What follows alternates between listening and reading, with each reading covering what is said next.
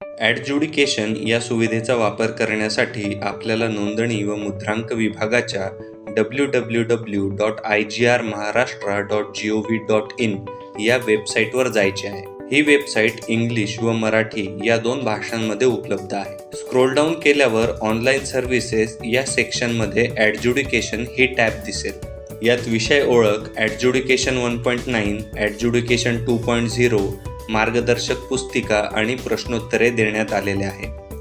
आपल्याला ॲडज्युडिकेशन 2.0 या लिंकवर क्लिक करायचे आहे.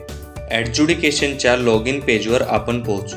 वापरकर्ता नोंद आधीच केलेली असल्यास युजर नेम, पासवर्ड आणि कॅप्चा कोड टाकून लॉग इन या बटनावर क्लिक करायचे आहे.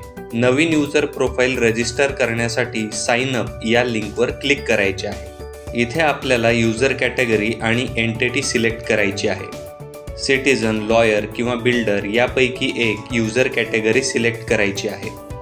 Individual with power of attorney, organization किंवा organization with power of attorney यातून एक एंटिटी सिलेक्ट करायची आहे. इंडिव्हिज्युअल ही एंटिटी सिलेक्ट केल्यास आपल्याला बेसिक डिटेल्समध्ये जेंडर आणि सॅल्युटेशन निवडायचे आहे. नाव, मधले नाव आणि आडनाव प्रविष्ट करायचे आहे. राज्य महाराष्ट्र सिलेक्ट करायचे आहे. त्यानंतर अनुक्रमे जिल्हा, तालुका आणि गाव निवडायचे आहे. फ्लॅट, डोअर किंवा घर क्रमांक प्रविष्ट करायचा आहे. स्ट्रीट किंवा लोकॅलिटी, रोडचे नाव आणि इमारतीचे नाव एंटर करायचे आहे. अधिक पत्ता प्रविष्ट करायचा असल्यास ॲड्रेस बॉक्समध्ये लिहायचा आहे आणि पिनकोड प्रविष्ट करायचा आहे. कॉन्टॅक्ट पर्सन ID डिटेल्समध्ये ईमेल ID आणि मोबाईल क्रमांक लिहायचा आहे. Pan, driving licence, voter ID किंवा बार असोसिएशन यापैकी एक आयडेंटिटी प्रूफ निवडून ID प्रूफ नंबर प्रविष्ट करायचा आहे. डेट ऑफ बर्थ एंटर केल्यावर वय ऑटो कॅल्क्युलेट होईल. त्यानंतर ऑक्युपेशन एंटर करायचे आहे. युजर नेम आणि पासवर्ड या सेक्शनमध्ये आपल्याला युजर नेम आणि त्यासाठी पासवर्ड प्रविष्ट करायचा आहे. पासवर्डमध्ये कमीत कमी एक स्मॉल लेटर, एक कॅपिटल लेटर, एक नंबर आणि एक स्पेशल कॅरेक्टर असणे आवश्यक आहे. पासवर्ड 6 ते 12 कॅरेक्टरचा असावा. पासवर्डची पुष्टी करायची आहे. OTP जनरेट करून एंटर करायचा आहे. पासवर्ड विसरल्यास आपण सिलेक्ट केलेल्या हिंट प्रश्नाचे उत्तर प्रविष्ट करून तो पुन्हा मिळवू शकता किंवा नवीन पासवर्ड बनवू शकता. सर्व माहिती व्यवस्थित भरून झाल्यावर सबमिट या बटनावर क्लिक करायचे आहे आणि या प्रकारे आपले रजिस्ट्रेशन पूर्ण होईल.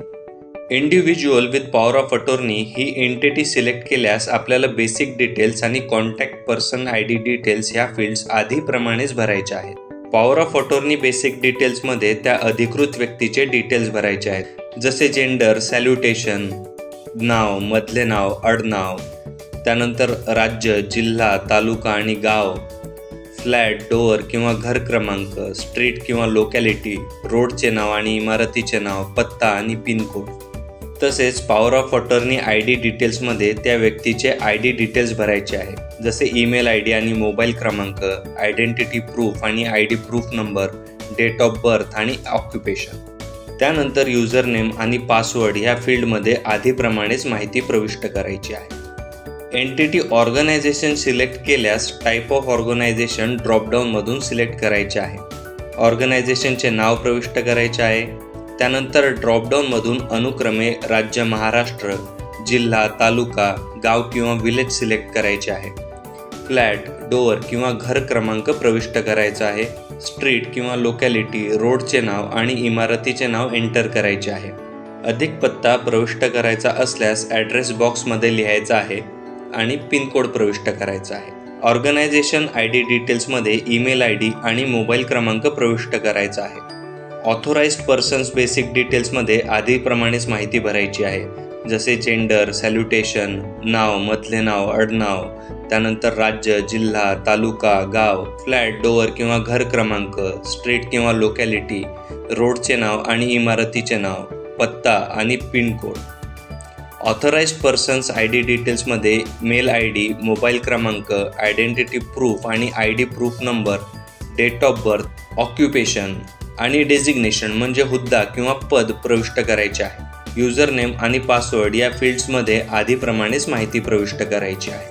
Organisation with power of attorney ही एंटिटी सिलेक्ट केल्यास आपल्याला टाईप ऑफ ऑर्गनायझेशन सिलेक्ट करायचे आहे, जसे private limited company, public limited company, partnership firm इत्यादी.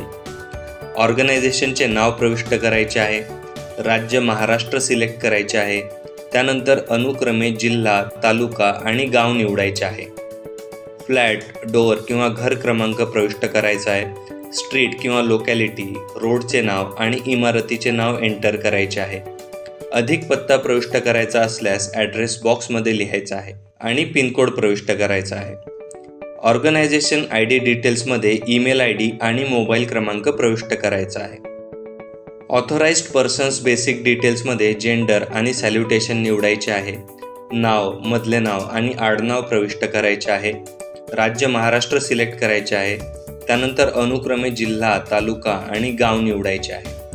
फ्लॅट, डोअर किंवा घर क्रमांक प्रविष्ट करायचा आहे. स्ट्रीट किंवा लोकॅलिटी, रोडचे नाव आणि इमारतीचे नाव एंटर करायचे आहे. अधिक पत्ता प्रविष्ट करायचा असल्यास ॲड्रेस बॉक्समध्ये लिहायचा आहे आणि पिनकोड प्रविष्ट करायचा आहे. ID डिटेल्समध्ये ईमेल ID आणि मोबाईल क्रमांक लिहायचा आहे. Pan, driving licence, voter ID किंवा बार असोसिएशन यापैकी एक आयडेंटिटी प्रूफ निवडून ID प्रूफ नंबर प्रविष्ट करायचा आहे. डेट ऑफ बर्थ एंटर केल्यावर वय ऑटो कॅल्क्युलेट होईल. त्यानंतर ऑक्युपेशन आणि डेझिग्नेशन एंटर करायचे आहे. पॉवर ऑफ अटर्नी बेसिक डिटेल्समध्ये त्या अधिकृत व्यक्तीचे डिटेल्स भरायचे आहेत, जसे जेंडर, सॅल्युटेशन, नाव, मधले नाव, आडनाव, राज्य, जिल्हा, तालुका, गाव, फ्लॅट, डोअर किंवा घर क्रमांक, स्ट्रीट किंवा लोकॅलिटी, रोडचे नाव, इमारतीचे नाव, पत्ता आणि पिनकोड. तसेच पॉवर ऑफ अटर्नी ID डिटेल्समध्ये त्या व्यक्तीचे ID डिटेल्स भरायचे आहेत, जसे ईमेल ID आणि मोबाईल क्रमांक, आयडेंटिटी प्रूफ आणि ID proof number, date of birth आणि occupation. User name and password या सेक्शनमध्ये आपल्याला युजर नेम आणि त्यासाठी पासवर्ड प्रविष्ट करायचा आहे. पासवर्डसाठी ज्या सूचना दिलेल्या आहेत त्याचे अनुसरण करायचे आहे. पासवर्डची पुष्टी करायची आहे आणि OTP जनरेट करून एंटर करायचा आहे. पासवर्ड विसरल्यास आपण सिलेक्ट केलेल्या हिंट प्रश्नाचे उत्तर प्रविष्ट करून तो पुन्हा मिळवू शकतो किंवा नवीन पासवर्ड बनवू शकतो. सर्व माहिती व्यवस्थित भरून झाल्यावर सबमिट या बटनावर क्लिक करायचे आहे. आपले रजिस्ट्रेशन यशस्वीरित्या पूर्ण झाले आहे. लॉग इन करण्यासाठी user name, password, captcha code enter करून लॉग इन या बटनावर क्लिक करायचे आहे. ॲडज्युडिकेशन सर्व्हिसचे हे डॅशबोर्ड आहे. In making, data submitted, application accepted by cause, query raised by cause आणि विड्रॉ ॲप्लिकेशन ह्या टॅब्स येथे दिसत आहेत. तसेच लेफ्ट साईडमध्ये ॲडज्युडिकेशनमध्ये new application, in making, data submitted, application accepted by cause, query raised by cause या लिंक्स देण्यात आलेल्या आहेत आणि त्यानंतर रिफंडसाठी एक लिंक देण्यात आलेली आहे. ॲडज्युडिकेशनसाठी अप्लाय करण्यासाठी न्यू ॲप्लिकेशन या लिंकवर क्लिक करायचे आहे. ॲडज्युडिकेशनचा फॉर्म ओपन होईल. जनरल इन्फॉर्मेशनमध्ये आपल्याला जिल्हा सिलेक्ट करायचा आहे. जिथे आपल्याला फॉर्म सबमिट करायचा आहे ते कलेक्टर ऑफ स्टॅम्प ऑफिस निवडायचे आहे. आर्टिकल कॅटेगरीमध्ये 4 कॅटेगरीज देण्यात आलेल्या आहेत. Related to transfer for immovable property, banking और financial sector related to company affairs किंवा मिसलेनियस. निवडलेल्या आर्टिकल कॅटेगरीनुसार आर्टिकल टाईपमध्ये आर्टिकल्सची लिस्ट दिसेल. त्यातून आर्टिकल टाईप सिलेक्ट करायचा आहे आणि त्यानंतर डॉक्युमेंट टायटल सिलेक्ट करायचे आहे. ड्राफ्ट फाईल अपलोड करायची आहे. ड्राफ्ट अपलोड करण्यासाठी काही सूचना देण्यात आलेल्या आहेत, त्यानुसार ती फाईल असावी. येथे डॉक्युमेंट एक्झिक्युटेड म्हणजेच निष्पादित असल्यास यस सिलेक्ट करून दस्त निष्पादित झाल्याची तारीख नमूद करायची आहे आणि त्या दस्ताचे मुद्रांक शुल्क भरलेले असल्यास येथे यस सिलेक्ट करायचे आहे आणि मुद्रांक शुल्क भरल्याचा प्रकार इथून सिलेक्ट करायचा आहे, जसे फ्रँकिंग, स्टॅम्प पेपर, ESBTR किंवा ई-चलान. फ्रँकिंग पद्धतीने स्टॅम्प ड्युटी भरलेली असल्यास आपल्याला फ्रँकिंग MC नंबर, विक्रेत्याचे नाव, फ्रँकिंग सिरियल नंबर, फ्रँकिंगची डेट आणि फ्रँकिंग अमाऊंट नमूद करून ॲड फ्रँकिंग पेमेंट डिटेल्स या बटनावर क्लिक करायचं आहे. स्टॅम्प पेपर सिलेक्ट केल्यास आपल्याला लायसन्स नंबर, विक्रेत्याचे नाव, सिरियल नंबर, मुद्रांक दिनांक आणि मुद्रांक अमाऊंट नमूद करून ॲड स्टॅम्प डिटेल्स या बटनावर क्लिक करायचं आहे. ESBTR सिलेक्ट केल्यास ESBTR GRN number, ESBTR amount आणि स्टेशनरी नंबर नमूद करून ॲड ESBTR डिटेल्स या बटनावर क्लिक करायचं आहे. ई चलान सिलेक्ट केल्यास GRN नंबर आणि GRN अमाऊंट नमूद करून ॲड ई चलान डिटेल्स या बटनावर क्लिक करायचं आहे. आपण ॲड केलेल्या डिटेल्स इथे टेबल फॉर्ममध्ये नमूद झालेल्या दिसतील. डिटेल्स चुकीच्या असतील किंवा त्यात चेंजेस करायचे असतील तर डिलीट या बटनाचा वापर करून त्या आपण काढू शकतो. डिटेल्स भरून झाल्यावर सेव्ह अँड नेक्स्ट या बटनावर क्लिक करायचं आहे. प्रॉपर्टी डिटेल्समध्ये सर्वप्रथम प्रॉपर्टी टाईप सिलेक्ट करायचा आहे. इमूव्हेबल, मूव्हेबल, बोथ किंवा no such property. Immovable property select केल्यास ड्रॉपडाऊनमधून प्रॉपर्टी सबटाईप सिलेक्ट करायचा आहे. स्टेट आणि डिस्ट्रिक्ट ऑटोफिल होतील. डिस्ट्रिक्ट आणि विलेज सिलेक्ट करायचे आहे. प्रॉपर्टी एरियामध्ये प्रॉपर्टी एरिया सिलेक्ट करायचा आहे. इन्फ्लुएन्स, रूरल किंवा अर्बन. बाउंड्री टाईपमध्ये जिल्हा परिषद, म्युनिसिपल कॉर्पोरेशन, महानगरपालिका, नगर परिषद, नगरपंचायत, नगरपालिका, MIDC किंवा कॅन्टोन्मेंट एरिया यापैकी प्रॉपर्टी ज्या एरियामध्ये आहे तो एरिया सिलेक्ट करायचा आहे. त्यानंतर बाउंड्री नेम सिलेक्ट करायचा आहे. एरियाचे परिमाण सिलेक्ट करायचे आहे. स्क्वेअर फीट, स्क्वेअर मीटर किंवा हेक्टर आर. त्यानंतर एरिया नमूद करायचा आहे.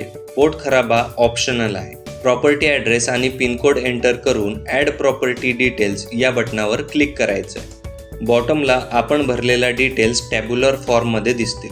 डिटेल्स चुकीच्या असतील किंवा त्यात चेंजेस करायचे असतील तर डिलीट या बटनाचा वापर करून त्या आपण काढू शकतो.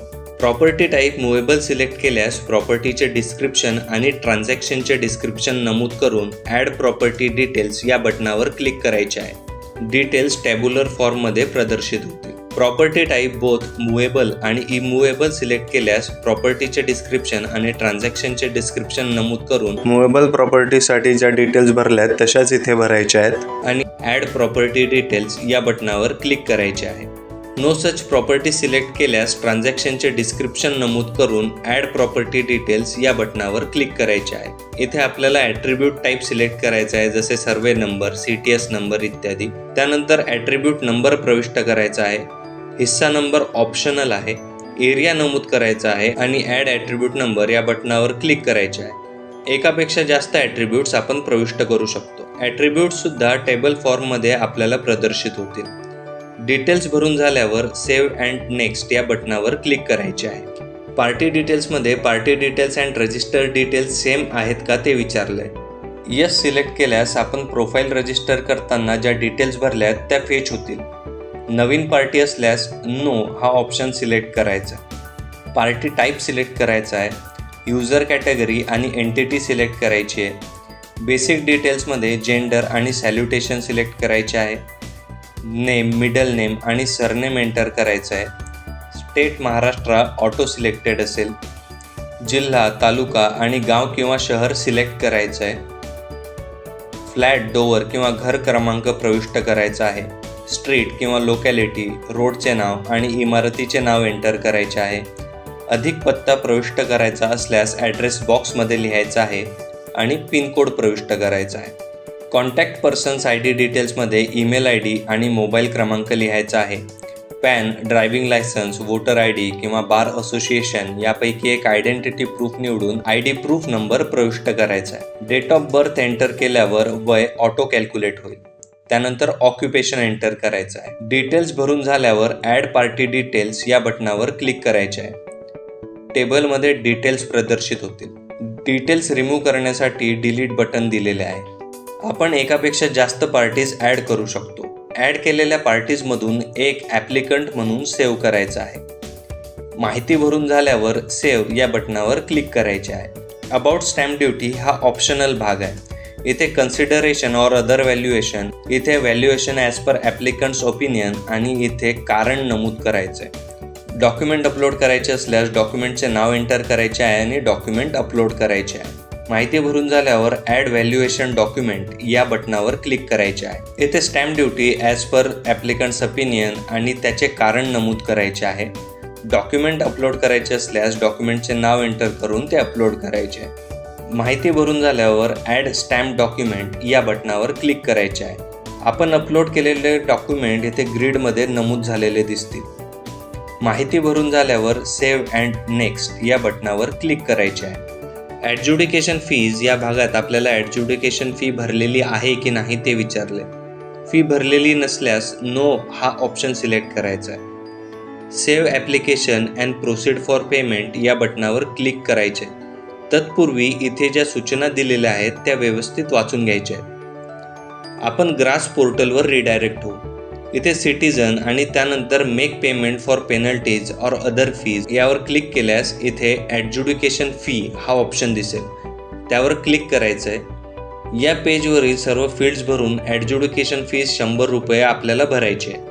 पेमेंट करण्यासाठी e payment, payment across bank counter, SBI e pay payment gateway आणि UPI हे ऑप्शन्स दिलेले आहेत. पेमेंट पूर्ण झाल्यावर आपण परत ॲडज्युडिकेशन सर्व्हिसला लॉग इन करायचं आहे.